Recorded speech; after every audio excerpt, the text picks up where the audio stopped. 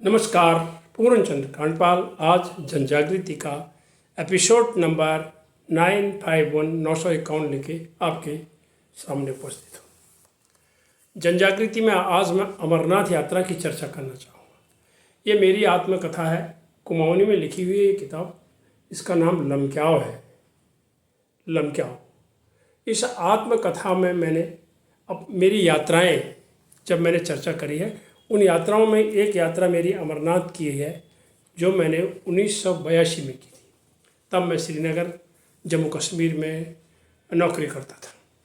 तो आइए आज अमरनाथ की आपको चर्चा कर लेता हूँ। अमरनाथ जम्मू कश्मीर राज्य के अनंतनाग ज़िले में है। तहसील है पहलगाम और ये जम्मू कश्मीर के उत्तर पूर्व में है।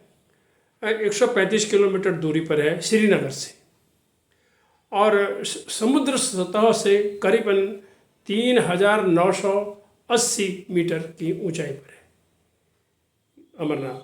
और श्रीनगर से बालटाल 90 किलोमीटर है और रास्ते में गंदरबल और सोनमार्ग पड़ता है अगर हम बालटाल के रास्ते से जाते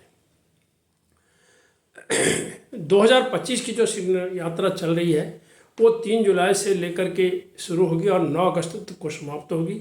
38 दिन की ये यात्रा हो रही है जो कि भारी सुरक्षा के साथ हो रही है इसमें, ताकि किसी प्रकार का कोई मन में किसी का यात्री का श्रद्धालुओं का मनोबल न गिरे। और अब यात्रा के जो 2 मार्ग हैं, पहला पहलगाम मार्ग है जो लंबा है और इसमें कम चढ़ाई पड़ती है। ये चंदनबाड़ी, पिस्सू टूप, शेषनाग और पंचतरणी से होते हुए जाता है। अब पंचतरणी मतलब यहाँ की 5 छोटी छोटी नदियों का संगम है यहाँ पर।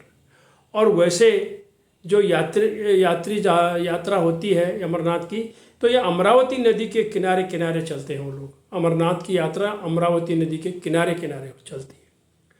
और शेषनाग झील, जो शेषनाग मैंने आपको बताया कि ये करीबन समुद्र तल से 3660 मीटर की ऊंचाई पर है।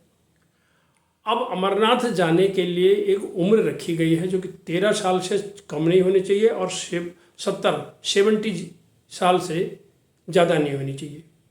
और दूसरा मार्ग है बालटाल से। ये छोटा मार्ग है, इसमें बड़ी खड़ी चढ़ाई है। ये मात्र 14 किलोमीटर का है, जबकि पहलगाम वाला मार्ग 48 किलोमीटर का है। उसमें 3 से 4 दिन लगते हैं, लेकिन बालटाल वाले में 1 ही दिन का लगभग लगता है। 1-2 दिन भी किसी को लग सकते हैं। मैंने जुलाई 1982 में जब मैं नौकरी में श्रीनगर में था, तब बालटाल से अपनी पत्नी के साथ और छोटी बिटिया जिसकी उम्र उस समय 4.5 साल थी, तब मैंने की थी। आज कितने साल बीत गए। और अब आजकल पंजीकरण इसमें होता है और RFID एक कार्ड बनता है। RFID कार्ड का मीन्स होता है रेडियो फ्रीक्वेंसी आइडेंटिफिकेशन, यानी एक चिप वाला कार्ड आपके गले में लटका दिया जाता है और ताकि भविष्य में कोई ऐसी बात हो तो आपको ट्रेस किया जा सकता है। और बिना पंजीकरण के यात्रा नहीं हो सकती, आपको पंजीयन कराना ही होगा और RFID कार्ड लेना ही पड़ेगा। कपड़े आपको गर्म ले जाने हैं, थोड़ा रेनकोट ले जाना है, कुछ अन्य सामान। कहते हैं 15 से 20 हज़ार रुपये का कुल खर्चा आता है। अब कोई ज़्यादा करे तो अलग बात है, इसलिए हेलीकॉप्टर भी सुनने में आता है, वहाँ जा रहा है।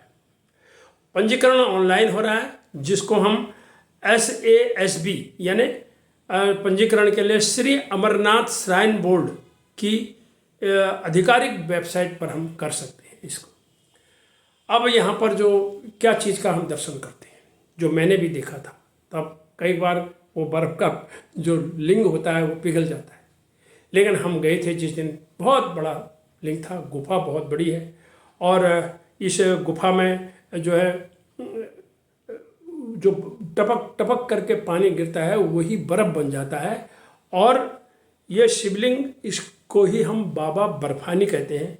और भगवान शिव ने माता पार्वती को यहाँ पर कुछ अमर कथा सुनाई, ऐसा एक बात है। एक कबूतरों का जोड़ा भी है। 1982 में मैंने तो कबूतर देखे, भूरे भूरे रंग के थे। पत्नी से भी कहा देख लो, क्योंकि गुफा के ऊपर ऊंचाई पर वो होते हैं, नीचे नहीं आते हैं, वो देखे थे। अब कबूतरों का क्या है, इस पर मैं कुछ नहीं कहता हूँ, और भी कबूतर हो सकते हैं उधर। लोग वहाँ पर पोनी और पालकी से जाते हैं। स्थानीय मुसलमानों को भी इसका लाभ मिलता है और लोग उनका स्वागत करते हैं यात्रियों का, क्योंकि ये यात्रा का वो इंतज़ार करते रहते हैं।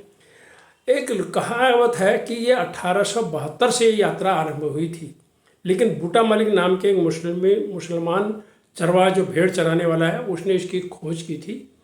और वैसे 16वीं शताब्दी में आईने अकबरी में अबुल फजल ने भी इस गुफा की चर्चा करी है। और 1898 में स्वामी विवेकानंद भी यहाँ गए हैं ऐसा बताया जाता है। और आजकल हेलीपैड बन गए हैं, हेलीकॉप्टर सेवा है और हेलीपैड हैं बाल्टल में भी और पहलगाम में भी। तो कुल मिला करके हम इतना कहना चाहते हैं कि अमरनाथ यात्रा बहुत एक अच्छी यात्रा है। कोशिश करिए जाने के लिए। थोड़ा ठंड भी है, थोड़ा मनोबल भी चाहिए और हिम्मत भी चाहिए। यात्रा तो यात्रा होती है। धन्यवाद, नमस्कार।